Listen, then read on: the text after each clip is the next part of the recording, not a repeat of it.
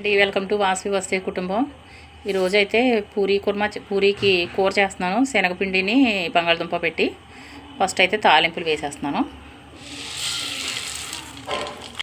కరివేపాకు ఎండుమిర్చి వేసానండి. ఇప్పుడు ఉల్లిపాయ వేసేస్తున్నాను. పచ్చిమిర్చి కూడా వేసాను.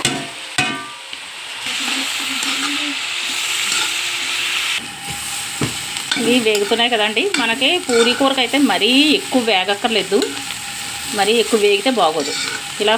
ఇలా వేగిన తర్వాత మగ్గిపోతే సరిపోద్ది. మరీ వేగిపోతే పూరీ కర్రీ బాగోదు. ఇలా మగ్గితే సరిపోతుంది. ఇప్పుడు ఉడికించిన బంగాళదుంప వేసేస్తున్నాను. కొద్దిగా పసుపు. దీనికి కారం అక్కర్లేదు, ఓన్లీ పచ్చిమిర్చి ఎండుమిర్చి కారమే. 2 గరిటెలు శనగపిండి వేసాను. ఇప్పుడు ఇందులో వాటర్ వేసి కలిపేయచ్చు. ఇదంటే వాటర్ వేసి కలిపేసాను కదా, ఇప్పుడు వేసేద్దాం. ఇది శనగపిండి కలిపేది నీళ్ళది. ఇంకా కొంచెం వాటర్ పోస్తున్నాను. సాల్ట్ వేసేస్తున్నాను. కొద్దిగా వేస్తున్నానండి. ఇది కలుపుతున్నాను. కూర ఉడుకుతుంది, దగ్గర తప్పాలి. కానీ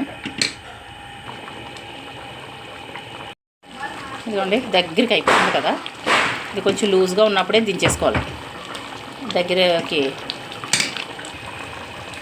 ఇదిగోండి మనకి ఇలాగా ఉన్నప్పుడు కట్టేసుకున్నామంటే మనకి కరెక్ట్గా కొంచెం చల్లారేటప్పటికి బిగుసుకుంటుంది కదా, అప్పుడు కరెక్ట్గా సరిపోద్ది.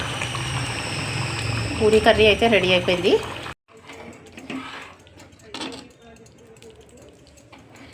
చూసారు కదండి, ఇందాక నేను స్టవ్ కట్టేసరికి కొంచెం లూజ్గా ఉంది కదా, చూసారు కదా. ఇప్పుడు దగ్గరికి అయిపోయింది.